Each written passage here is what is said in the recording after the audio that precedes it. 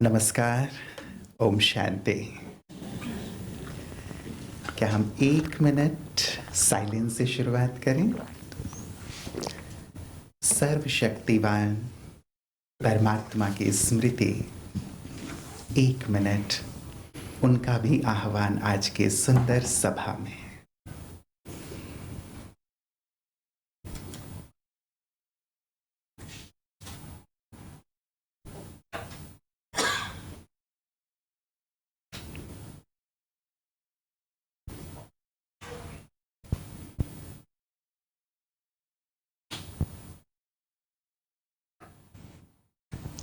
ओम शांति। ये हमारी बहुत सुंदर भारतीय परंपरा कि हर कार्य की शुरुआत हम ईश्वर की स्मृति से, उनकी याद से करते हैं। और कहा भी जाता है well begin is half done. तो ईश्वर की याद से हमारे सारे कार्य वैसे भी सहज सरल हो जाते हैं। तो आप सभी अपना अमूल्य वक्त निकाल करके आए हैं, तो मैं यही कहूँगा कि आप आए हैं यहाँ, ये हमारा सौभाग्य है। स्वागत करता हूँ आप सभी का। आज शनिवार है, दिल से आप सभी का स्वागत बारंबार है, स्वागत बारंबार है, स्वागत बारंबार है। एक बार अपने लिए ही जोरदार तालियां बजा लें। आज की ये जो सुंदर संध्या है, हम सबको बहुत कुछ देने वाली है। हम यहाँ से बहुत कुछ लेकर के जाने वाले हैं। ये जो अगले 1 घंटे हैं आप यहाँ बिताने वाले हैं, मन में बहुत सारे प्रश्न, बहुत सारी बातें, अलग अलग चीज़ों को लेकर हमारे मन में होती है। और कई बार ये बात उठती है मन में कि हम कहाँ से इनका निदान प्राप्त करें। अमेरिका अपने डॉलर्स के लिए जाना जाता है, व्यापार के लिए। ब्रिटेन आधी से ज़्यादा दुनिया पर राज्य करने के लिए, अपनी प्रशासनिक क्षमता के लिए। इटली अपने वास्तुशिल्प के लिए जाना जाता है। लेकिन जब कभी भी भारत की बात आती है तो भारत जाना जाता है अपने धर्म के लिए, अपने आध्यात्म के लिए, अपने दर्शन के लिए। हमारा देश बहुत सुंदर धार्मिक मान्यताओं और परंपराओं से जुड़ा हुआ है। और हम भले ही विश्व के किसी भी कोने में हैं, आप अभी लेस्टर में हैं, लेकिन हम अपनी मान्यताओं को आज भी सजीव रखे हुए हैं, अपनी धार्मिक आध्यात्मिक मान्यताओं को। लेकिन कई बार ऐसा होता है कि हम उन्हें फॉलो तो करते हैं, लेकिन उसके पीछे क्या आध्यात्मिक भाव है, हमें वो करना है नहीं करना है, कई प्रकार के प्रश्न मन में आते हैं। और उन्हीं में से एक है श्राद्ध। गणेश चतुर्थी और नवरात्रि के बीच का 16 दिन का समय हम श्राद्ध के रूप में मनाते हैं। और कई प्रकार के हमारे मन में उसको भी लेकर के प्रश्न होते हैं। जो प्रश्न आज आप लोग लेकर आए हैं, जो प्रश्न मेरे पास भी हैं, हम भ्राता जी के साथ उनकी चर्चा करेंगे। एक बात ये कही जाती है पौराणिक ग्रंथों में कि कर्ण ने जब अपने प्राण त्यागे, वो ऊपर गए स्वर्ग में। स्वर्ग, नर्क, कर्म, अकर्म, दान, पुण्य, इन सब की चर्चा हमारे देश में बहुत है। और जो भी मान्यताएं हैं, जो भी धार्मिक मान्यताएं, उन सब के पीछे कोई ना कोई रहस्य है। उन रहस्यों को आज हम जानेंगे। तो कहा जाता है कर्ण जब गए वहां तो उन्हें सोने के पात्र पे ही भोजन दिया जाता था और सोने की चीजें ही खाने में दी जाती थी।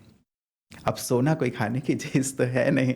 अब उन्होंने प्रश्न किया स्वर्ग में कि भाई मुझे सोने की पात्र में तो ठीक है, लेकिन सोने की चीजें ही, यदि दाल चावल सब्जी जो भी है वो भी सोने का होगा तो मैं तो भूखा ही रह जाऊंगा। ऐसा मेरे साथ क्यों किया जा रहा है?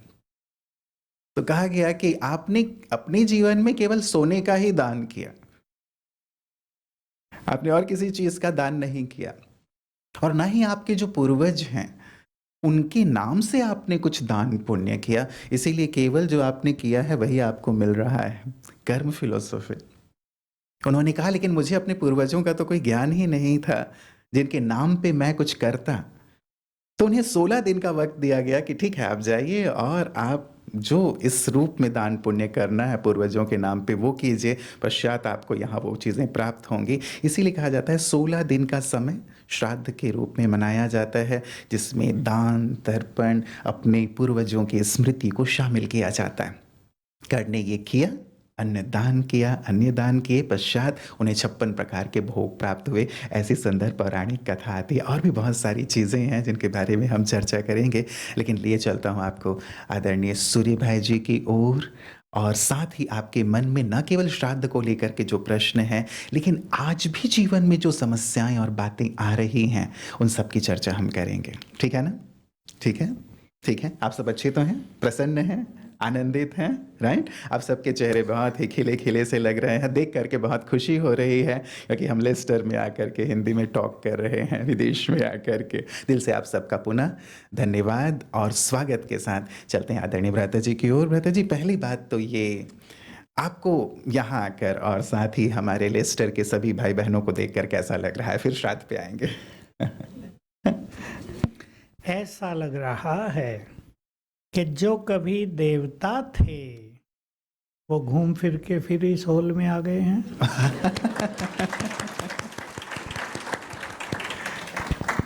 मैं आपको यही रिमाइंड कराना चाहता हूँ, हमारा बैक चलें, 1000 साल पहले चलें। हम आत्माएं हैं और आत्मा तो अमर है, शरीर बदलते हैं, आत्मा अजर अमर अविनाशी है। एक समय था हम और आप सभी देवी देवता रूप में इस धरा पर उपस्थित थे।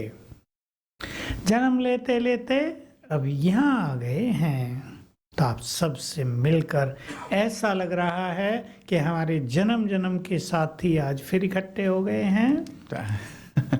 आपको याद रहना चाहिए। तो बहुत अच्छा लग रहा है। मैं दूसरी बार आ रहा हूँ इस स्थान पे। ये मैं पहले आया था शायद 2017 में, और मुझे भूल जाता है कब आया था, पर 2017 में शायद आया था। मुझे याद रहता था लेस्टर, वहाँ का ये सेवा केंद्र, वहाँ का ये सुंदर हॉल कितना स्पिरिचुअल वाइब्रेशन से भरा हुआ है। और आपने तो यहाँ आकर इसकी शोभा में 4 चांद लगा दिए गए हैं। इसलिए मेरी ओर से भी, हमारे इस महान यज्ञ की ओर से भी आपका पुनः पुनः स्वागत है। बहुत बहुत शुक्रिया भ्राता जी।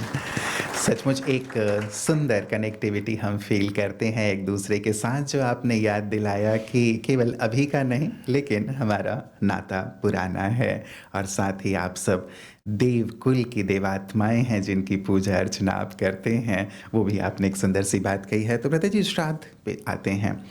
है क्या ये श्राद्ध, और क्या ये करना ज़रूरी है?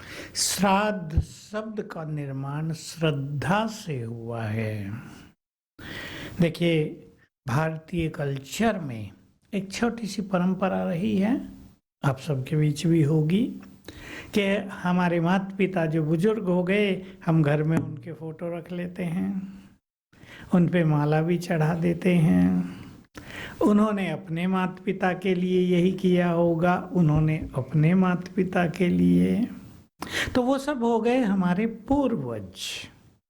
हम उनकी वंशावली हैं, तो हम उनको श्रद्धा अर्पित करते हैं, अपना सम्मान अर्पित करते हैं। और वो तो कहीं ना कहीं फिर से पुनर्जन्म में अब मनुष्य रूप में होंगे। हो सकता है आपके घर में ही हों, आपके आसपास हों, अब आप उन्हें प्रैक्टिकल में ही भोजन खिला रहे हों, वो आपको खिला रहे हों, क्योंकि आप भी किसी के पूर्वज हैं और आपके भी कोई पूर्वज हैं। यही संसार का खेल चला आता है। तो ये जो भारत में त्योहार मनाए जा रहे हैं, ये हम अपने पूर्वजों को श्रद्धा और सम्मान अर्पित कर रहे हैं, ये उसकी यादगार है।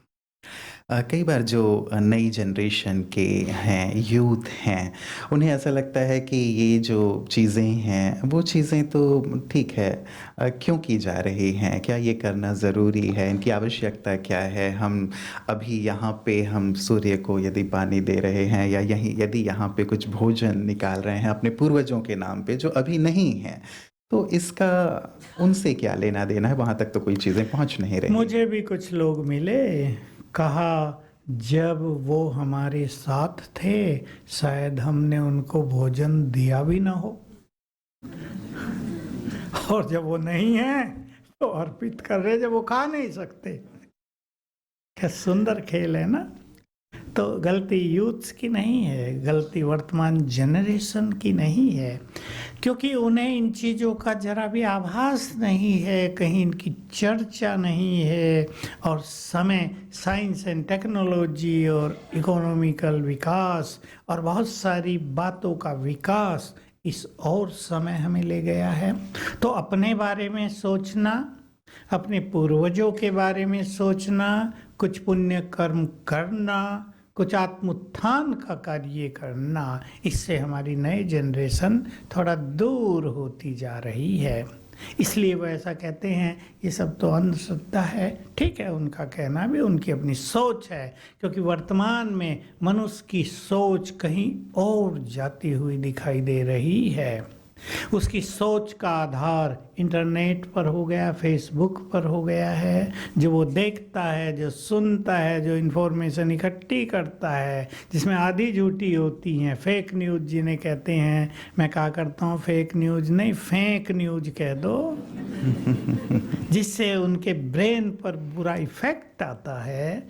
उस आधार पे उनकी विचारधाराएं बन रही हैं। और यही कारण है कि आज के बहुत सारे युवक, क्योंकि मेरे पास युवकों की संख्या बहुत ज़्यादा है जो आते हैं अपनी समस्याएं लेकर, तो मानसिक रूप से वो इतने हेल्दी दिखाई नहीं देते हैं, गड़बड़ दिखाई देती है उनके विचारों में, क्योंकि उनके विचारों में भौतिकता तो बहुत समा गई है, पर स्पिरिचुअलिटी, आध्यात्मिकता, इसको पूरी तरह भुला दिया है, इसका कहीं चिंतन नहीं है।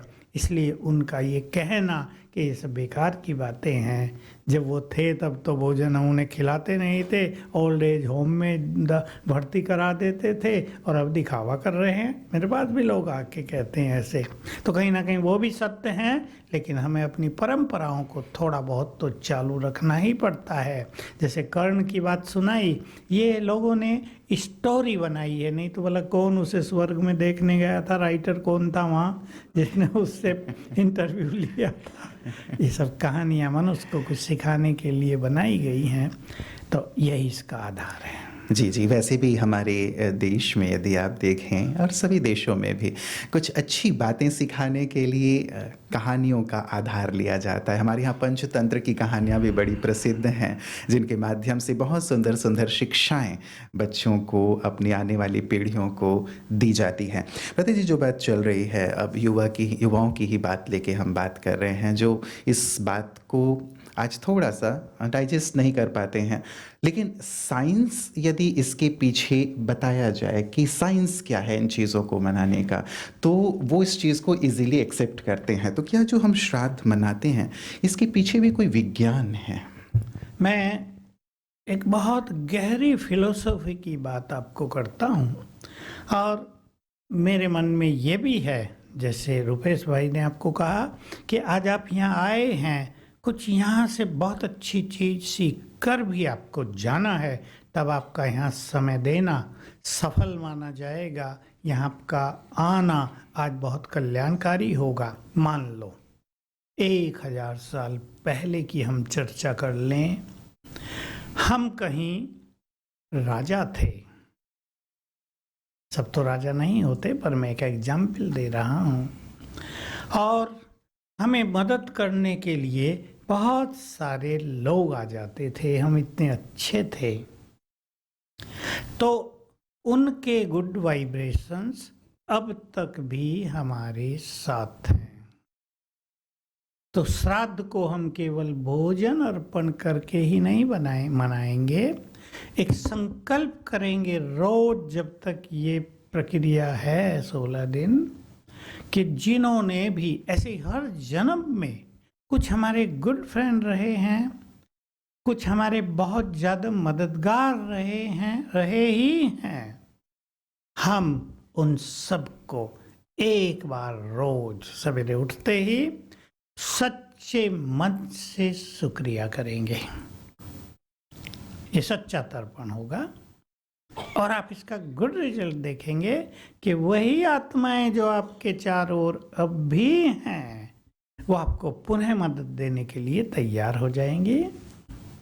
एक बहुत डीप फिलॉसफी है, सीक्रेट है, जो इस संबंध में बहुत बड़ा काम करता है।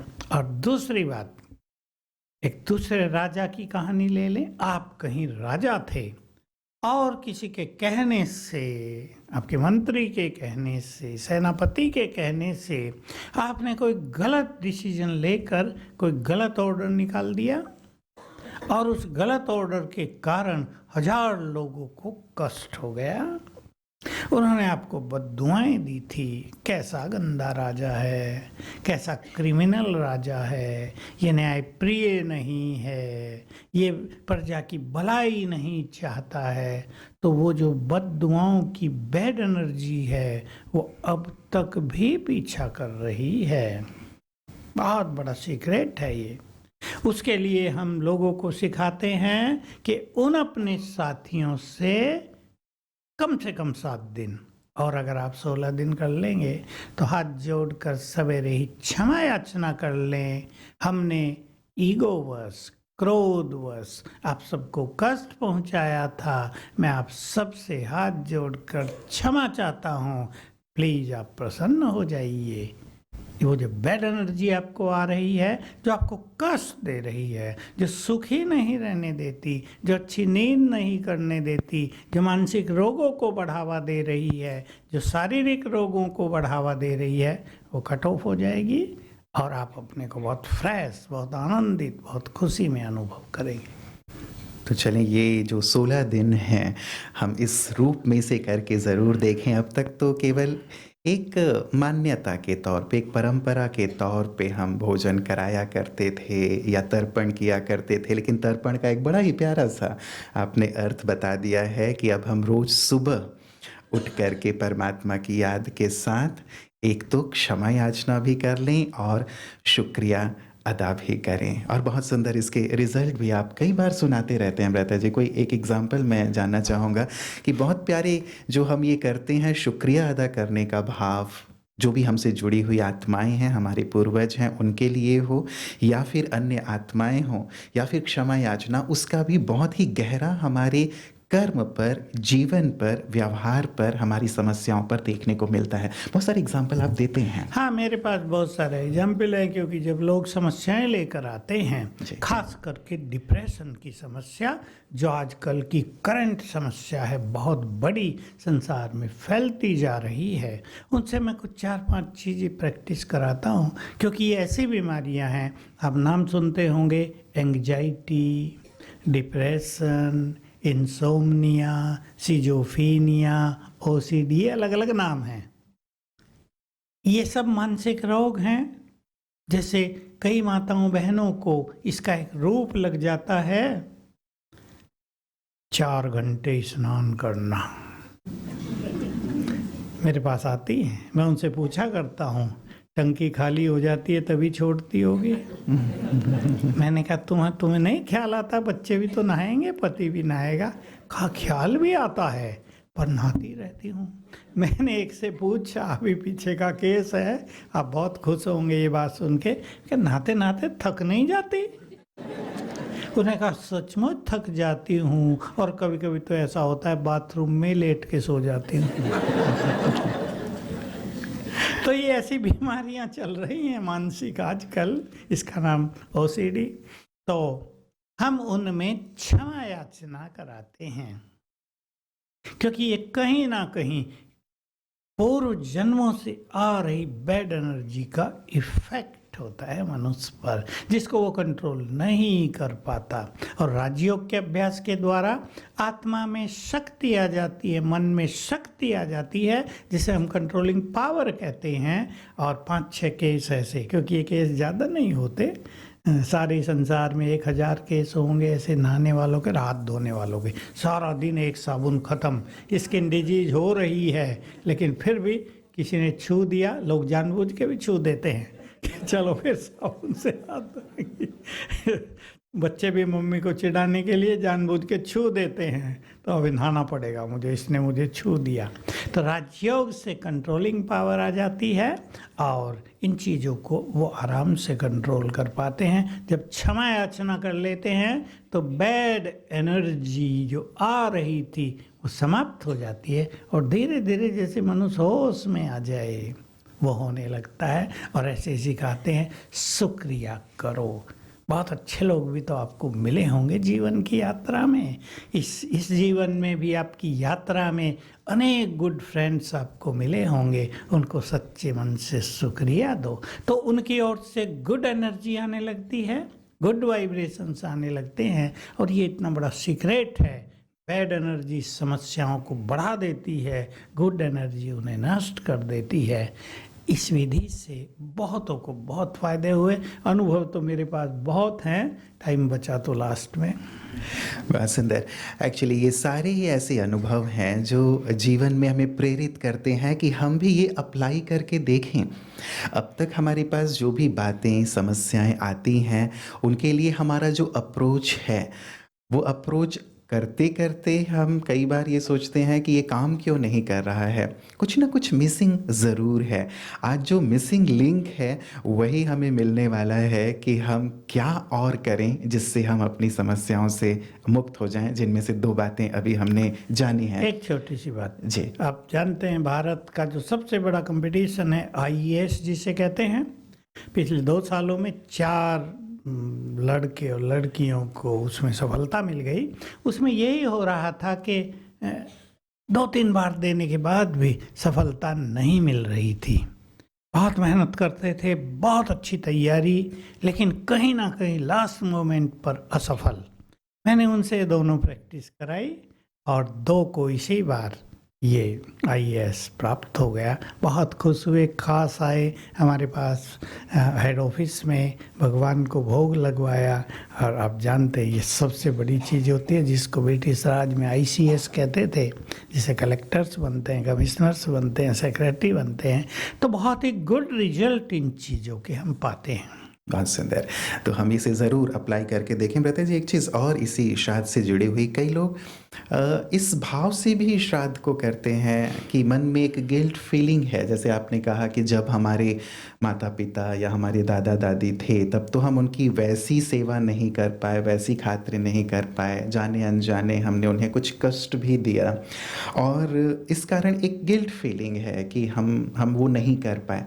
तो क्या ये श्राद्ध करने से ये गिल्ट फीलिंग हमारी चली जाएगी, सब चीज़ें सेट हो जाएंगी, या फिर हमें कुछ और एक्स्ट्रा करना पड़ेगा? देखिए, वो आत्माएं तो कहीं ना कहीं पुनर्जन्म लेकर हो सकता है हमसे भी ज़्यादा सुखी हों, उनके परिवार बहुत सुंदर हों, वो आपके आसपास ही हों, लेकिन ये गिल्ट फीलिंग मनुष्य को स्वयं आती है। तो ये करने से थोड़ा सा मन शांत हो जाता है। लेकिन हमारे राजयोग में हम एक बहुत अच्छी चीज़ करते हैं, और जब ये दिन आते हैं हमारा पूरा संगठन जिसमें बिलियंस ऑफ पीपल हैं, हम सबको ये सिखा देते हैं कि कैसे हम सभी को गुड वाइब्रेशंस दें, ताकि वो आत्माएं, वो मनुष्य जहाँ भी हों और कोई समस्या में हो, कोई बीमार हो, कोई किसी विशेष उलझन में उलझ गया हो, किसके मार्ग में ऐसी दीवारें आ गई हों कि वो आगे बढ़ ही ना पाता हो, हमारे वाइब्रेशंस उनका रास्ता साफ करेंगे। और वो हमारी राजयोग में विधि होती है कि भगवान से, सर्वशक्तिवान से शक्तियाँ लेकर चारों ओर फैलाना।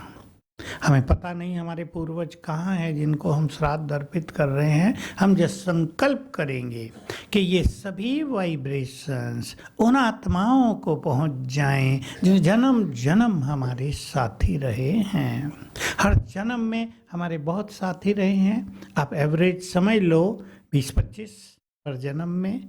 कुछ हमारे क्लोज रिलेटिव, भाई स्त्री पुरुष, माँ बाप बच्चे, इसको 8 मान लो, और फिर उनके रिलेटिव। तो टोटल अगर 20 करें एवरेज, तो हमारे अनेक जन्मों में कई हजार आत्माओं से हम बहुत गहराई से जुड़े रहते हैं और अब भी जुड़े हुए हैं। जैसे मैंने कहा, उनकी एनर्जी गुड और बैड हमें आती रहती है, लेकिन हम भी उन्हें अपनी पावरफुल एनर्जी, प्योर एनर्जी देकर उनके जीवन के मार्ग को सरल कर सकते हैं। ये राजयोग यहाँ पर सिखाया जाता है।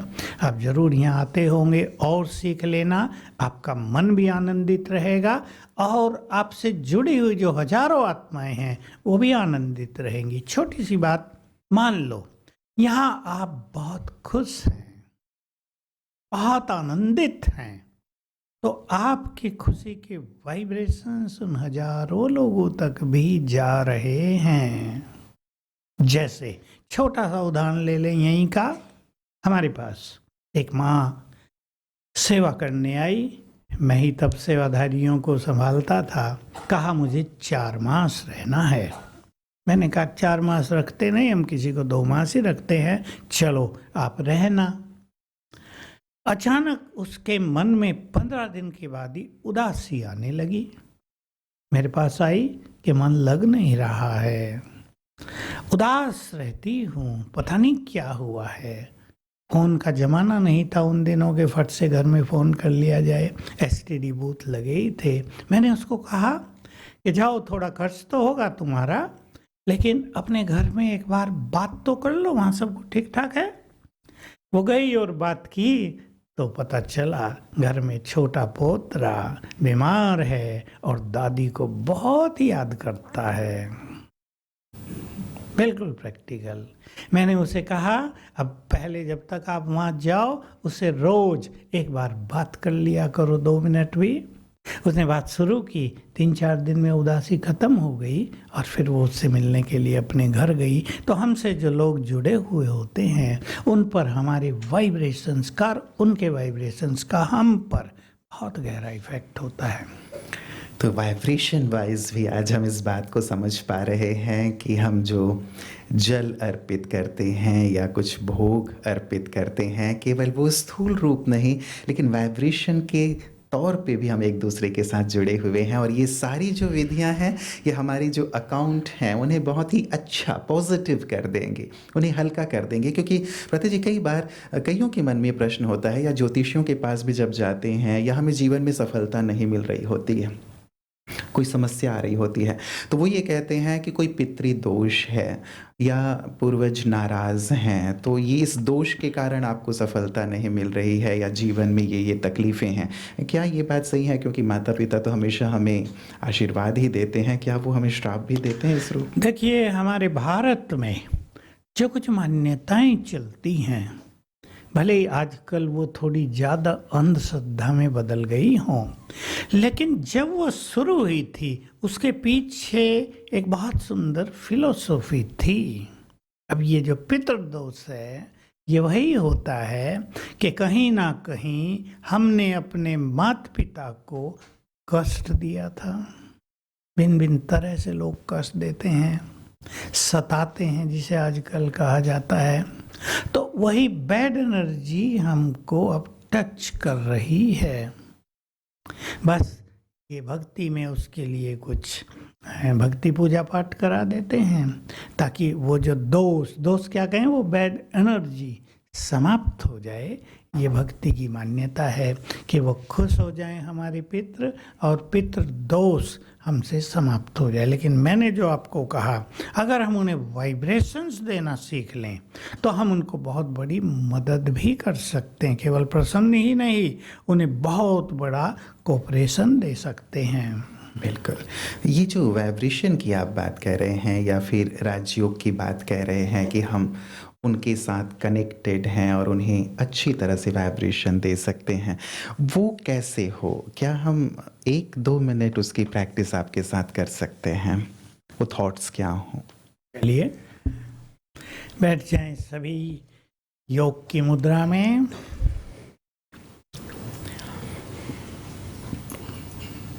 और एक संकल्प करें मन में, मैं चैतन्य आत्मा हूँ भ्रकुटियों के मध्य में, पॉइंट ऑफ एनर्जी।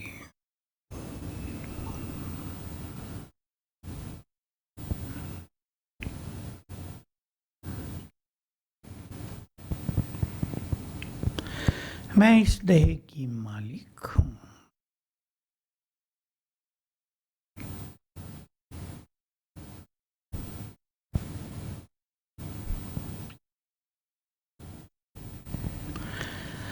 बहुत गुड फीलिंग करें, मैं भगवान की संतान हूँ।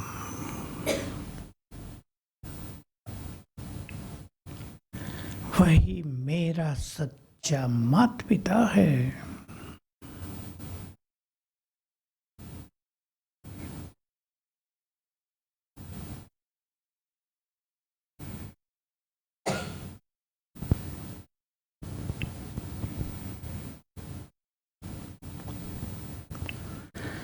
अब कुछ क्षणों के ऊपर से उसके पावरफुल वाइब्रेशंस, उसकी डिवाइन एनर्जी मेरे ऊपर आ रही है, जैसे ऊपर से एक फाउंटेन पड़ रहा है मेरे ऊपर।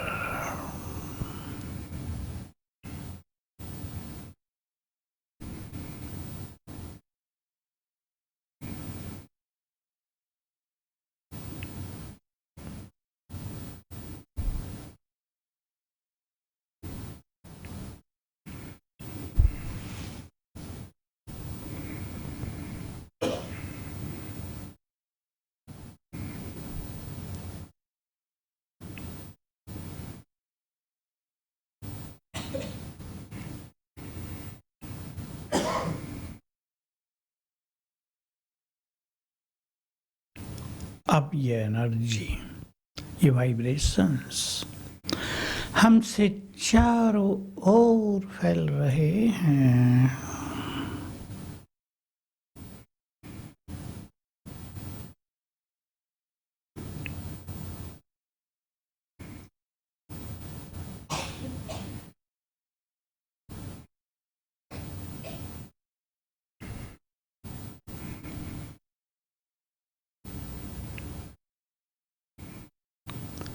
संकल्प कर दें,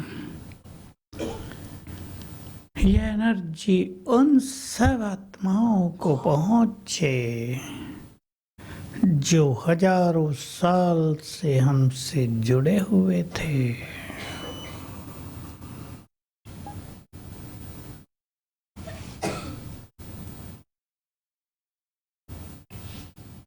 सबको दुआएं दे दें, सभी सुखी हों, सबका कल्याण हो,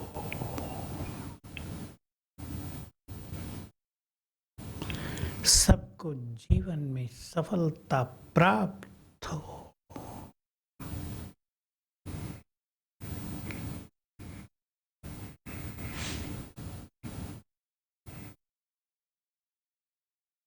ओम शांति। बहुत सुंदर एक अनुभूति। इस अनुभूति को रोज ही अपने साथ बनाकर रखिएगा। सचमुच किस किस को बहुत प्यारी सी अनुभूति हुई? एक प्यारी सुंदर डीप फीलिंग, राइट? क्या अपना हाथ उठाएंगे? ज़रा एक बार हाथ उठा करके बताएंगे। बहुत सुंदर। यदि इस थोड़ी सी देर में हम इतनी प्यारी अनुभूति कर सकते हैं और कितना मन रिलैक्स हो जाता है, शांत हो जाता है, और जैसे हम फील करते हैं कि जैसे हमें अपने पूर्वजों की दुआएं, आशीष मिल रही है। इन दुआओं और आशीष को हम रोज़ ही प्राप्त करें, न केवल पूर्वजों की लेकिन परमात्मा की भी, राइट? श्राद्ध के साथ साथ प्रता जी कई अन्य बातें भी आज जीवन से जुड़ी हुई हैं जो बहुत ही महत्वपूर्ण हैं। फैमिली में अब आजकल समस्याएं रहती हैं, फैमिली प्रॉब्लम। चलिए हुई हमारी पूर्वजों की बात, लेकिन हस्बैंड वाइफ की बात ले लें, माता पिता और बच्चों की बात ले लें, तो जैसे कुछ दिन पहले ही एक समस्या आई थी और कईयों की होगी कि वाइफ कह रही है कि हस्बैंड बहुत ही एरोगेंट हैं, लड़ते झगड़ते रहते हैं, मैं इसे सहन करूं या फिर डिवोर्स ले लूं। बच्चों पे भी इसका असर आ रहा है। तो संबंधों में बहुत आजकल तनाव और ये स्थिति देखने में आ रही है कि क्या करें, सहन करें या कुछ सलूशन है, इसे ठीक किया जा सकता है? ये समस्याएं सारे संसार में बढ़ती जा रही हैं। मैं बहुत पहले 92 में ऑस्ट्रेलिया गया और बहुत दिन रहा। मैं देखा वहाँ लोग मुझे अपने घरों में ले जाते थे, तो मैं पूछता था आपकी फैमिली कहाँ है? व्यक्ति बुजुर्ग हो गया है, 75 इयर्स का, उसको कैंसर हो गया है। पूछता था आपकी फैमिली, आपके बच्चे? नहीं, मैं तो सिंगल हूँ। मैंने कहा क्या हुआ? 3 बार मैरिज हुई, 3 बार डिवोर्स हो गया। तब हमारे भारत में ये परंपरा नहीं थी तलाक की। मैं सोचता था हमारा भारत गरीब, तब तो गरीबी था बहुत, अब तो आगे निकल गया। मैं सोचता था हमारा भारत गरीब तो है पर मानसिक रूप से तो रिच है बहुत। कई घरों में मैं गया, अच्छा बड़ा घर, 5 रूम है, सेपरेट एक बंगलो है। मैंने कहा कितने रहते हो? अकेला रहता हूँ। मैं कहा है तो दीवारें भी तुमको खाने आती होंगी जब जॉब से आते हो, कि ऐसा ही लगता है अकेले। तो देखिए, डिवोर्स, तलाक, हम तो इसके फेवर में नहीं हैं। भारत में बहुत हो रहे हैं आजकल, और यंग लोग आते हैं। मैरिज की थी लड़की की, 50 लाख खर्च हुए थे, 6 मास में घर आ गई है, मैं नहीं जाऊंगी वहाँ। तो एक बहुत भारी टेंशन न केवल 2 परिवारों में, लेकिन समाज में फैल जाती है। बचेंगे इस चीज से, क्योंकि डिवोर्स लेने के बाद जैसा मैंने देखा है, अनेक लोग अकेले हो गए, डिप्रेशन में आ गए। उधर माँ बाप, भाई और भाभी का व्यवहार अच्छा नहीं है, बहुत परेशानियों से गुजरने लगे। अब वो सोचते हैं वहीं ठीक था जहाँ थे, ये तो उससे भी ज़्यादा खेल बिगड़ गया। इसलिए मैं आप सबको कहूँगा, अपने संबंधों में मधुर रस घोल दो। मनुष्य को कहीं झुकना पड़ता है, कहीं सहन करना पड़ता है, कहीं सुनना भी पड़ता है। लेकिन मनुष्य की क्या बात है, वो सुनाना तो जानता है, पर सुनने की आदत नहीं है। ले लें आप आज यहाँ से, सुनना भी होगा। उदाहरण दे दूं, हमारी चीफ थी, अब मैं तो 55 ईयर्स से वहीं रहता हूँ। हमारी चीफ थी दादी प्रकाश मणि। उन्होंने इस कार्य को बहुत आगे बढ़ाया, और आप सबको प्रसन्नता होगी कि हमारे यहाँ इस समय पूरी ऑर्गेनाइजेशन में 50,000 डेडिकेटेड बहनें और भाई हैं। उनमें बहनें ही ज़्यादा हैं, 48,000 बहनें होंगी, यंग बहनें, जिन्होंने अपने जीवन को स्पिरिचुअलिटी के लिए, मानव सेवा के लिए समर्पित किया। तो मुझे याद है, उन्हें हम दादी जी कहते थे। मैं उनके पास था, एक बहन आई, दादी बहुत हम्बिल थी, बहुत एक पारिवारिक फीलिंग सबको देती थी। दादी से उसने पूछा, दादी आप बड़े कैसे बन गए, आपको सहन नहीं करना पड़ता क्या? दादी ने उत्तर दिया कि हमें 3 बातें ध्यान रखनी पड़ती है। सुनना भी पड़ता है, हम बड़े हैं, हम नहीं सुनेंगे तो सुनाने वाले कहाँ जाएंगे? मैं भी सुन रहा था, बहुत बड़ी बात। मैं सोचता था हम भी तो कभी बड़े बनेंगे, इसलिए दही बड़े नहीं दही बड़े कहानी सुनी ना, पहले दाल को भिगो, फिर दाल को खूब पीसो, फिर फेंटो, फिर तेल में डाल दो गरम गरम में, फिर पानी में डाल दो, फिर दही में। तो दही बड़े नहीं, बड़े तो हम सब हैं। सुनना भी पड़ता है, समाना पड़ता है। सबकी बातें सुन के अंदर ही रख ली जाए और रिएक्ट न किया जाए, ऐसे नहीं हमारे एटीट्यूड्स बदल जाएं। और तीसरा का सहन भी करना पड़ता है। तो जो सहन करे वही सहनसा बन जाएगा। इसलिए परिवारों में सहन करना सीखें। लेकिन मनुष्य में ईगो इतना बढ़ गया है कि वो सहन करना नहीं चाहता, उसे सहन करना भारी लगता है। स्पिरिचुअलिटी हमें ये बल देती है, राजयोग हमें ये शक्ति देता है कि हम हंसते हंसते सहन करें। और हमने सहनशीलता की एक पराकाष्ठा जान ली थी कि सहनशीलता वो है जिसमें सहन करने वाले को ये लगे ही नहीं कि मैं कुछ सहन कर रहा हूँ, सब नेचुरल सा लगे।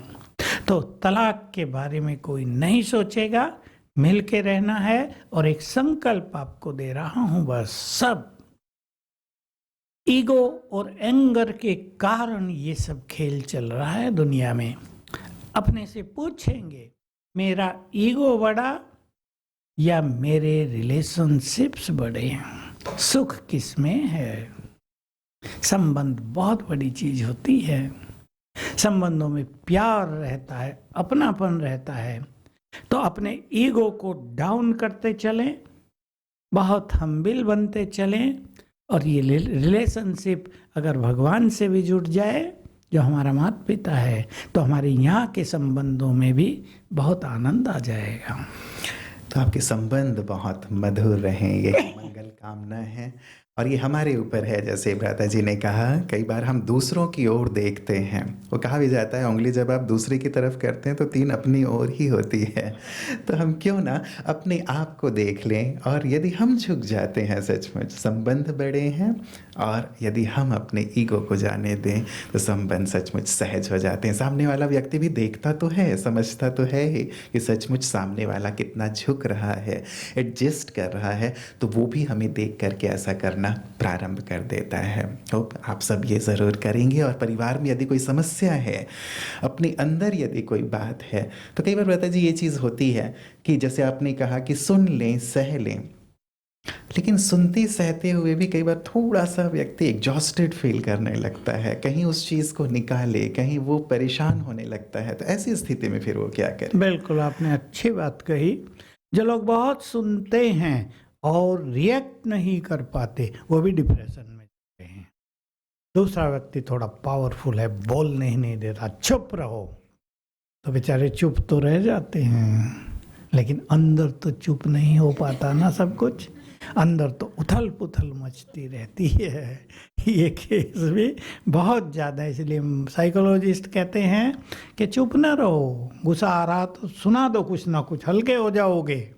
और इसलिए माताएं तो ये काम खूब करती हैं, डोंट माइंड प्लीज। जो कुछ भी हुआ 2-4 आपस में बैठेंगी सखियां, सब सुना देंगी, हल्के इसीलिए होके भ्राता घर जी, एक जाएंगे। सर्वे ये कहता है कि माताओं को, बहनों को हार्ट अटैक कम होते हैं, क्योंकि वो होते ही निकाल नहीं। देती। इसलिए एक स्पिरिचुअल एनर्जी से यदि हम अपने को भर लें, तो ये सुनना जो है ये इजी लगेगा, हम उसको टर्न करते रहेंगे। देखिए, एक चीज़ होती है, आपने कुछ भोजन कर लिया, अब अगर आप उसे हजम कर लेते हैं तो एक हैवी चीज़ भी आपको एनर्जी देगी। लेकिन अगर भोजन कर लिया लेकिन डाइजेस्टिव पावर बहुत कमज़ोर है, तो हल्की चीज़ भी, चाहे आप बॉयल वेजिटेबल ही खा रहे हैं, वो भी आपको हजम नहीं होगी। तो जो बातें हैं, जो दूसरा व्यक्ति हमें बोल रहा है, उसको हम थोड़ा टर्न करना सीख लें। और ये जो ईश्वरीय ज्ञान यहाँ दिया जाता, केवल राजयोगी नहीं सिखाया जाता, बहुत बड़ा ईश्वरीय ज्ञान दिया जाता है इस विश्व के खेल का। वो हमें इन सब चीज़ों की शक्ति देता है कि बहुत कुछ सुनते हुए भी हम उसको इधर न रहने दें, साथ साथ डिलीट करते रहें। मैं एक सुंदर सी विधि आप सबको बता रहा हूँ, और कल से आप उसको शुरू करके देखेंगे, 2-4 दिन में बहुत गुड रिजल्ट मिलेंगे। जब आप सवेरे उठें, उठते ही पहले 3 मिनट के अपने विचारों पर ध्यान दे देना। अब क्या सोच रहे हैं, और मान लो किसी से आपका संबंध बिगड़ा हुआ है, बिगड़ते हैं संसार में, तो उस टाइम 1-2 संकल्प कर लेना। हालांकि शुरू में आपका मन शायद इससे एग्री ना हो, लेकिन संकल्प करना, तुम बहुत अच्छे व्यक्ति हो। अच्छा नहीं है वो, अच्छा नहीं है तब तो गड़बड़ है, लेकिन आपको उसको अच्छा बनाना है। वो आपका बच्चा भी हो सकता है, आपका पति भी हो सकता है, आपकी माँ भी हो सकती है, जिससे संघर्ष चलता है। तो बहुत अच्छे व्यक्ति हो, you are my good friend. 3 बार करके देखो जरा, 7 दिन में तो कोई दिक्कत नहीं ना। वो अच्छा नहीं है ये सोच लो, मुझे उसे अच्छा बनाना है। बुरों को अच्छा बनाना ही तो हमारा काम है। विज्ञान के कई साधनों के द्वारा वेस्ट थिंग को बेस्ट थिंग भी बना देते हैं। मोदी जी ने तो अब नारा दे दिया, किचरे से कंचन बनाना है। क्या विजन है उसकी भी। किचरे से कंचन, गोल्ड। तो हम वेस्ट को बेस्ट में बदलने की प्रैक्टिस करें, और ये संकल्प सवेरे पहले 1-2 मिनट में कर लेना। उसको जस्ट देखते हुए, तुम बहुत अच्छे हो, मेरे गुड फ्रेंड हो, आओ हम दोनों प्यार से मिलकर जीवन को सुखी बनाएं। देखना रिजल्ट। बहुत सुंदर। हम स्थूल चीज़ों की तो बात करते हैं कि कचड़े से कंचन बनाएं, लेकिन यही बात हम संबंधों में भी यूज़ करें। जो इस प्रकार के नेचर वाले हैं उन्हें भी कंचन बनाया जा सकता है। बनाया जा सकता है या नहीं? बनाया जा सकता है, हाँ जी या ना जी? हाँ जी, बहुत सुंदर। हम इसके लिए प्रयास ज़रूर करें। और कहा जाता है कोई भी चीज़ असंभव नहीं है, हर चीज़ संभव है। बस एक कदम हम ज़रूर बढ़ाएं और इसे प्रैक्टिकल में लाकर दिखाएं। एक चीज़ भ्राता जी, संबंधों में और चीज़ आती है। संबंध की बात हो या हम ऑफिस में हैं, लोगों के बीच हैं, काम मैं बहुत करता हूँ, अच्छे से अच्छा करता हूँ, बेस्ट करता हूँ, लेकिन सामने वाला अप्रिशिएट नहीं करता, मेरी प्रशंसा नहीं करता, या कोई और भी उस चीज़ का जो क्रेडिट है वो लेके चला जाता है। मेरे साथ हमेशा ऐसा होता है, तो यहाँ पे भी बड़ी दिक्कत होती है। बहुतों को दिक्कत हो रही है। हमारी कई यूनिवर्सिटी जैसी हैं जिसके बच्चे आते हैं कि थेसिस मैंने लिखी थी, पीएचडी किसी और को दे दी। कितनी बड़ी बात है, कितना बड़ा धोखा कर देता है मनुष्य। तो बेचारा वो लिखने वाला जिसने बहुत मेहनत से थेसिस लिखी थी, वो लड़कियां आती हैं मेरे पास, मैं देखता हूँ उनके चेहरे को, कितनी निराशा, मनुष्य के लिए कितनी घृणा। जो बड़े हैं वो तो बड़े अधिकारी होते हैं ना, प्रोफेसर्स होते हैं, उस यूनिवर्सिटी के अधिकारी होते हैं, डिग्री देने वालों का ग्रुप होता है, कितनी नफरत की भावना उनके लिए आ जाती है। ये कई केस हो गए हैं। ऐसे ही कार्य करते हैं और एप्रिसिएशन नहीं मिलता, ये भी थोड़ी खराब बात है। हमें एप्रिशिएट करना ही चाहिए। और इस एक निगेटिव बात से हम कम से कम आज ये सीख लें कि हमें सबको एप्रिशिएट अवश्य करना है, सबकी प्रशंसा करनी। अपने घर से इस बात को शुरू करेंगे, अपने को भी एप्रिशिएट करेंगे अपने अच्छे कार्यों के लिए, और दूसरों को, अपने बच्चों को, अपने पति को, पत्नी को एप्रिशिएट जरूर करें। भोजन बनाया, इतना तो कह दें, वाह क्या सुंदर बनाया, बड़ी मेहनत करती हो, बहुत बहुत शुक्रिया, कह सकते हैं या नहीं? या भाई तुम्हारा जवाब काम, दें। या भाइयों से ही तो पूछ रहा हूँ, या ये तो तुम्हारा काम है, तुम्हें करना ही पड़ेगा। अच्छा, कौन कौन ऐसा करते हैं, अप्रिशिएट करते हैं? वो तो जरा हाथ उठाएं। हाँ, अप्रिशिएट करते हैं हमारे हाँ, बहुत किया करो। लेकिन एप्रिसिएशन न मिले, हमें इस समय के प्रभाव को भी ध्यान में रखना है कि मनुष्य बहुत सेल्फिश हो चुका है, सेल्फ सेंटर्ड हो चुका है। वो दूसरों को आगे बढ़ता नहीं देखना चाहता, वो दूसरों के खिले हुए चेहरों को देखना नहीं चाहता है। इसलिए किसने बहुत अच्छा काम भी किया हो, उसका क्रेडिट खुद को ले लेना चाहता है, उनको जरा भी अप्रिशिएट नहीं करता। लेकिन इसमें मैंने जो कुछ सीखा, देखो हम भी, मैं अपना एक्सपीरियंस शेयर कर रहा हूँ आपको। हम भी एक बहुत बड़े संगठन में रहते हैं। मेरा काम पहले आपको बताया गया, मैं किचन से जुड़ा हूँ, और अब तो हमारे यहाँ आधुनिक किचन है जिसमें अंदर भोजन बनता है, बाहर ठंडा रहता है पतीला, जिसमें गर्मी नहीं, धुआं नहीं, मेहनत नहीं, सहज काम होता है। लेकिन जब मैं शुरू किया 69 में, तो सब काम लकड़ियों पर होता था, मेहनत का काम होता था, लेकिन नो एप्रिसिएशन। आंखों में धुआं आ जाता था, चेहरे काले हो जाते थे धुएं से, कपड़ों में बदबू हो जाती थी धुएं से, लेकिन नो एप्रिसिएशन। तो मैं ये सोचता था, मैंने बहुत बचपन से ही गीता पढ़नी शुरू कर दी थी, हालांकि उसका मीनिंग समझ में नहीं आता था। धीरे धीरे उसका मीनिंग भी समझ में आया, और जब ये ईश्वरीय ज्ञान मुझे मिला तो गीता के सारे सीक्रेट्स 6 मास में ही समझ में आ गए। तो उसमें एक बहुत सुंदर बात है, अर्जुन कर्म करो और मुझे अर्पित कर दो। अब मैंने इसको अपने जीवन में लाना शुरू किया कि कर्म किया और प्रभु अर्पण, तुम्हारे लिए किया था, तुम कोई अर्पण, किसी मनुष्य से कोई एक्सपेक्टेशन नहीं। तो मैंने देखा, अब सीक्रेट सुन लें आप, कि उस कर्म की सूक्ष्म गुड एनर्जी हमको मिल गई, और हमने बहुत अच्छा कर्म कर लिया हो, किसी ने अप्रिशिएट न किया हो और हम उदास हो गए हों, तो हमारी एनर्जी और चली गई। इसलिए सेल्फलेसनेस, नो एक्सपेक्टेशंस, कर्म करते चलो, अच्छे कर्मों का फल ऊपर से ही बहुत अच्छा मिलता है। लोग तो अप्रिशिएट करके छोड़ ही देंगे, इतना ही करेंगे, लेकिन हमें तो उसका संपूर्ण फल मिलेगा जो ऊपर से मिलेगा, जो हमारे पास खुशी के रूप में, दुआओं के रूप में। मनुष्यों की दुआएं तो छोड़ो, भगवान की दुआएं हमें मिलती हैं।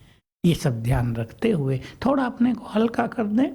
ऐसा ना हो आपको अप्रिसिएशन न मिल रहा हो और आप जिंदगी की खुशी खोते जा रहे हों, और एक आपने एटीट्यूड बना लिया हो, कोई अप्रिशिएट तो करता है नहीं, छोड़ो क्या करना है। ज्यादातर ऐसा भी तो होता है। मनुष्य करेगा ना। छोड़ देता अभी ह्यूमन साइकोलॉजी है, अरे क्यों दिमाग खराब कर रहे हो, कोई किसी को तो कोई वैल्यू नहीं मेरे कर्मों की, छोड़ो। लेकिन जो बिना एक्सपेक्टेशंस के कर्म करता चलता है वो आगे बढ़ता जाता है और बाद में उसकी पूजा होती है।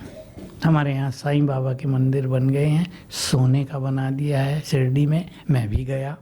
वाह, हमारे लोग हैं वहाँ जो जान पहचान वाले हैं, हमें तो सीधा ले गए, दिखाया। मैं उसकी हिस्ट्री पढ़ी थी कि जब वो था, थोड़ी साल तो हुए, जब वो था लोग पत्थर फेंकते थे उसके ऊपर, जब वो था उसे कोई भोजन भी नहीं देता था, और जब वो चला गया सोना चढ़ रहा है उसके ऊपर, जब उसको सोने की जरूरत नहीं है। तो ये ह्यूमन मेंटलिटी है। हम इसे एक्सेप्ट करके अपने महान कार्य करते चलें, ऊपर से हमें गुड रिजल्ट मिलेगा ही। बहुत सुंदर। तो हम तो अप्रिशिएट करें सभी को, लेकिन हमें कोई ना करे तो ऊपर वाला है जो देख रहा है हमारा अच्छा कर्म, हमें अच्छा फल देगा। एक बहुत बड़ी चीज़ प्रता जी आज सभी के साथ, परिवार में भी होगी, अपने साथ भी होगी, शारीरिक व्याधि, शारीरिक बीमारियां। और कई बार डॉक्टर भी कह देते हैं कि अब ये इनक्योरेबल है, ठीक नहीं होगा, दवाइयां असर नहीं कर रही हैं, तो मन बहुत निराश हो जाता है। मन में विचार आते हैं कि इससे अच्छा जीवन का अंत कर लें। तो क्या शारीरिक बीमारियों के लिए भी राजयोग जो आप सिखाते हैं, विद्यालय सिखाता है, उसमें कोई निदान है? आज यहाँ आते हुए ही हमें यहाँ आने से पहले एक के घर ले गए 5 मिनट के लिए। बुजुर्ग माता, मैंने पूछा कितनी आयु है? 90 इयर्स। बैठी है, एक ही उसका लड़का, अभी जब उसकी 90 इयर्स है तो उसकी भी तो 70 हो गई। दोनों ही थोड़े ढीले ढाले, लेकिन मैंने माता जी को देखा, उसके चेहरे पर मुस्कान, 90 इयर्स ओल्ड होते हुए भी बहुत अच्छी बैठी है, मस्त बैठी है। मैंने कहा क्या? मैंने उससे पूछा क्या है? कि मैं तो बहुत खुश रहती हूँ। लड़की थी, उसकी मैरिज हो गई, वो उधर खुश है, मैं इधर बहुत खुश हूँ अकेली। तो मनुष्य का गुड चिंतन उसे हेल्दी बनाएगा।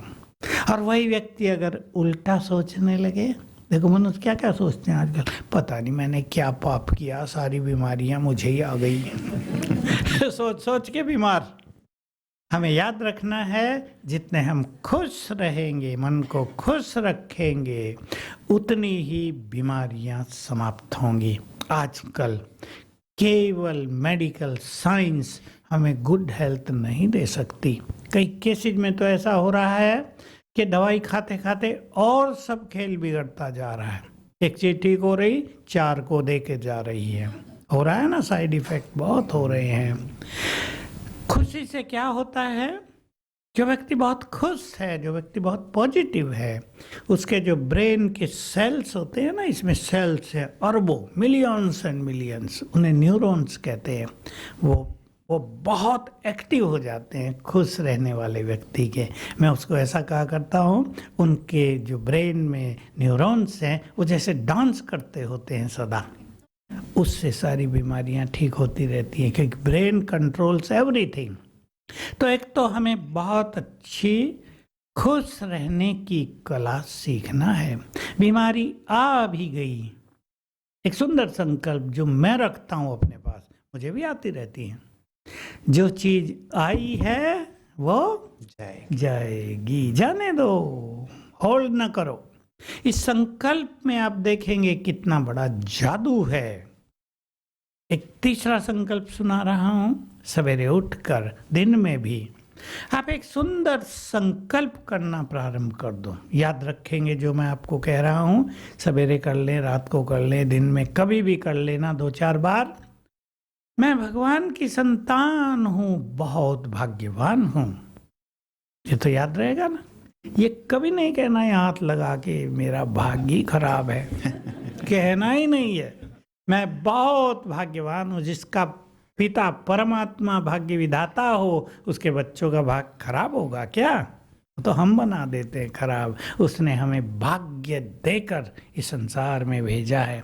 तो मैं भगवान की संतान हूं, बहुत भाग्यवान हूं। मेरे साथ सब कुछ बहुत अच्छा होगा। अब इस संकल्प का जादू देखना। मैं तो रोज करता हूं और रोज सुंदर अनुभव होते हैं। क्लास कराने जाना है, सामने बहुत लोग होंगे और मुझे सिर दर्द हो गया है। अब 1 घंटा 1.5 घंटा बोलना है और सिर दर्द हो रहा है। हम लोग कनेक्ट हो जाते हैं ऊपर सुप्रीम से। मैं कहता हूँ शिव बाबा अब बहुत अच्छा कर दो मुझे, आपका ही तो काम करने जा रहा हूँ। और ये संकल्प आता है, तुम सर्वशक्तिमान की संतान हो, तुम्हारे साथ सब कुछ बहुत अच्छा होगा। और मेरे अंदर चला जाता है और मैं अपने रूम से वहाँ जाता हूँ जहाँ क्लास होनी। इससे भी 3-4 गुना बड़ा हॉल है हमारा। और वहाँ जाते जाते सिर दर्द डाउन होके समाप्त हो जाता है। जादू, ये मेरे रोज के अनुभव हैं।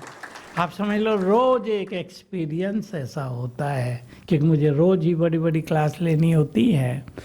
तो इस संकल्प को आज अपनी गिफ्ट मानकर यहाँ की साथ ले जाना। पसंद है ये संकल्प?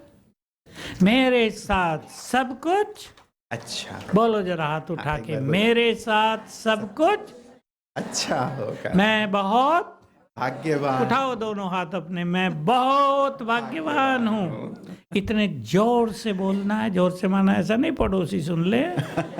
मन में इतने कॉन्फिडेंस से कहना है, प्रकृति सुन ले, सारा संसार जैसे सुन रहा है कि लेस्टर में कुछ भाग्यवान लोग आ गए हैं। बहुत सुंदर। आज से हम सबके भाग्य का सितारा चमकने लगेगा। हम सभी के जीवन में जो भी दुख दर्द थे वो दूर हो जाएंगे इन सुंदर विचारों से। और ये जो आपने आज बात कही है व्रता जी, हमें जो गिफ्ट दिया है इसे तो हम लेकर जाएंगे ही, लेकिन जैसे आपने कहा ये जीवन के लिए बहुत इम्पोर्टेंट है कि ऊपर वाले से कनेक्ट हो जाना। और हम सब सुनते भी हैं कि रब है तो सब है, और ईश्वर का हाथ पकड़ लो तो तुम्हें किसी का भी पैर पकड़ने की ज़रूरत नहीं पड़ेगी। ये सचमुच बहुत गहरी सी बात है। तो कैसे हम उसका हाथ पकड़ लें, कैसे उससे जुड़ जाएं ताकि जीवन की सारी विपदाएं दूर हो जाएं? चाहूँगा कि अंत के 3 मिनट आप हमें फिर से गहन योग की ओर ले चलें और हमें वो अनुभूति कराएं। मुझे याद आ गया, मुझे याद आया, आज ही हम यहाँ आने से पहले रेडियो स्टेशन में गए थे जहाँ सवेरे थे ना हम। हाँ, गुलशन रेडियो स्टेशन, पंजाबी हैं वो। और तो जब हम वहाँ गए, एक गीत बज रहा था, ये मत कहो खुदा से मेरी मुश्किलें बड़ी हैं, ये मुश्किलों से कह दो मेरा खुदा है। हमने कहा ये गीत आपको कहाँ से मिला?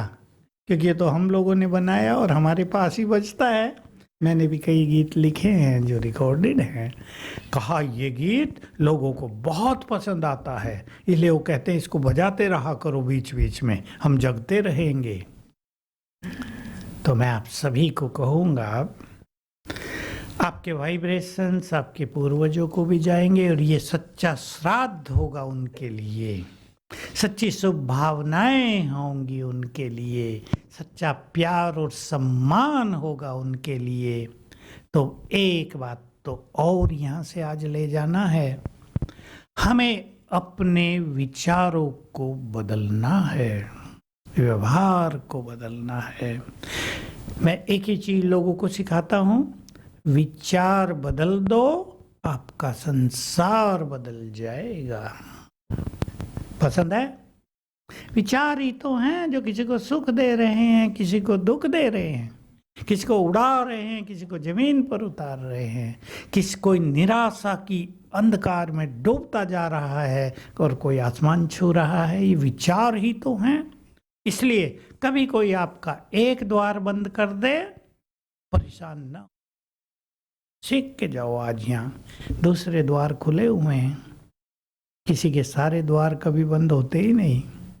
मिल जाएगा आपको। अपने में विश्वास रखना और अपनी शक्तियों को पहचानना।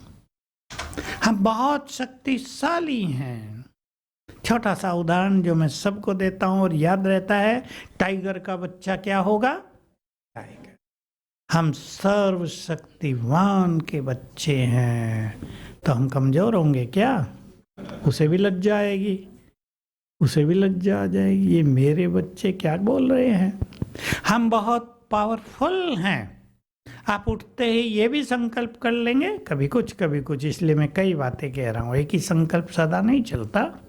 मैं बहुत पावरफुल हूँ, मैं समस्याओं से अधिक पावरफुल हूँ। उठते ही ये संकल्प करेंगे तो आपकी इनर पावर्स बहुत बढ़ जाएंगी, अंदर में छुपा हुआ भय नष्ट हो जाएगा, और जो ओवर थिंकिंग चल रही है आजकल वो भी नष्ट हो जाएगी। इसलिए मैं बहुत शक्तिशाली हूँ और सर्वशक्तिवान की संतान हूँ।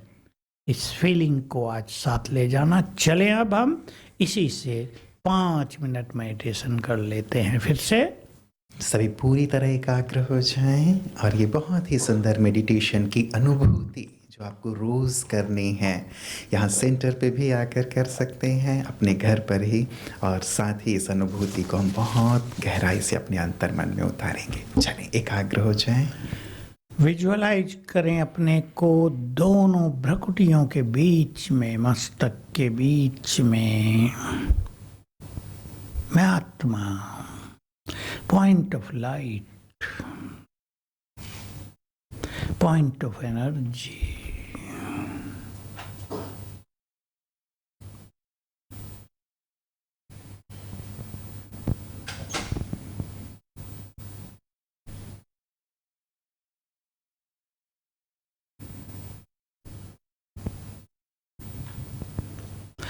मैं बहुत पीसफुल हूँ, शांत हूँ।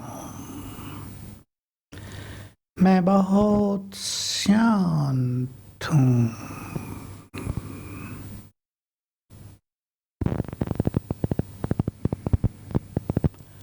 मैं पवित्र हूँ।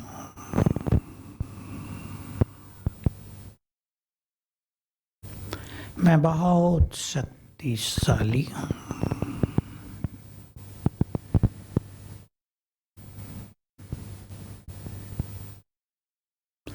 मुझसे चारों ओर शांति के वाइब्रेशंस फैल रहे हैं।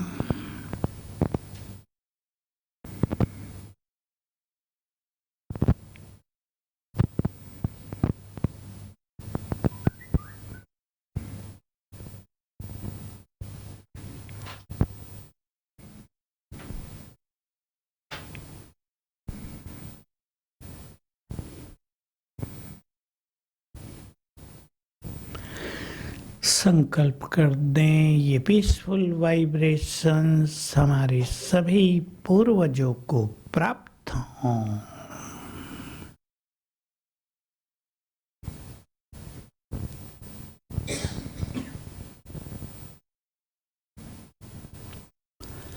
मन के नयन से ऊपर की ओर देखें। हमारे ऊपर नीला आकाश, चांद, तारे, उसके बहुत ऊपर आत्माओं की दुनिया है, परम धाम। यहीं पर सबसे ऊपर हैं हमारे निराकार परम पिता।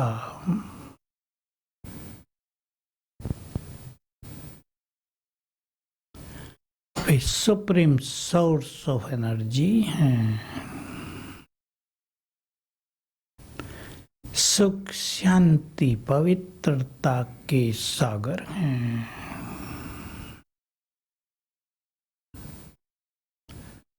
सर्वशक्तिवान है।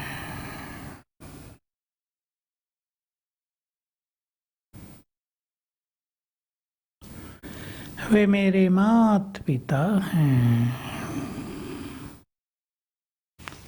वो मेरे हैं। एक्सेप्ट करें, गुड फीलिंग में आ जाएं। जो भगवान हैं वो मेरे हैं।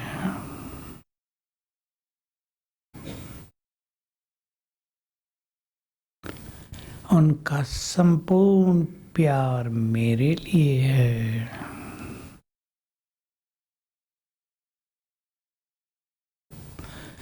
वे मुझे बहुत प्यार करते हैं।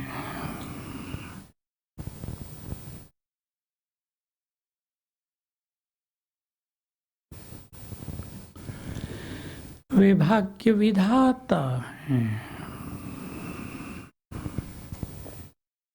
उन्होंने मेरा सुंदर भाग्य निर्माण किया है।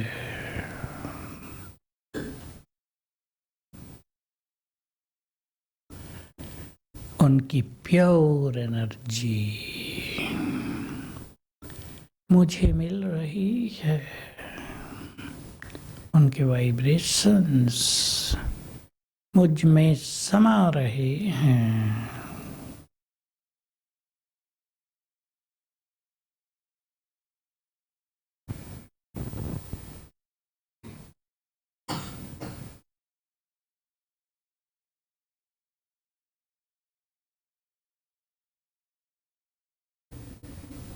ओम शांति। ओम शांति। दिल से बहुत बहुत शुक्रिया ब्रदर जी आपका, आज के सुंदर प्रकाश के लिए, हम सबको सुंदर समाधान देने के लिए। हम यहाँ से एक नई रोशनी लेकर जा रहे हैं, नया चिंतन लेकर जा रहे हैं, जो चिंतन हमारे जीवन को परिवर्तन की ओर लिए चलेगा। एम आई राइट? बहुत सुंदर चीज़ें लेके जा रहे हैं ना। तो एक बार ज़ोरदार तालियों से आदरणीय भ्राता जी का हम दिल से शुक्रिया अदा करते हैं। बहुत बहुत धन्यवाद। आप सभी का भी दिल से बहुत बहुत शुक्रिया यहाँ आने के लिए। एक बार अपने लिए भी ज़ोरदार ताली बजा लें। बहुत बहुत शुक्रिया, आप हमारे निमंत्रण पर यहाँ पधारे। और जीवन में खुशियों की तालियां बजाते ही रहना। बजाते ही रहे। दिल से बहुत बहुत शुक्रिया उस परम पिता परमात्मा का भी। ओम शांति।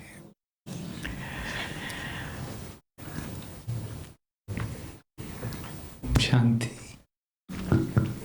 बहुत सारी ज्ञान की बातें हमने सुनी और अनुभव भी किया कि हम कैसे डिप्लॉय कर सकते हैं। थैंक यू भाई, थैंक यू सूरज भाई, थैंक यू रुपेश भाई, थैंक यू। आप सभी का भी बहुत बहुत धन्यवाद। अब मैं स्टेज पे वाराणस वर्मा बहन का स्वागत करूंगा।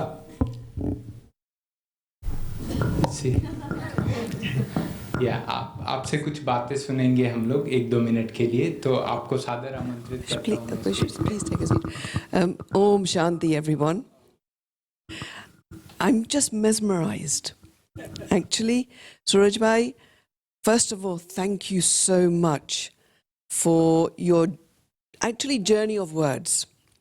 And Rupesh Bhai, I mean, the questions were fantastic, but I think it gave us all a lot of thinking to do.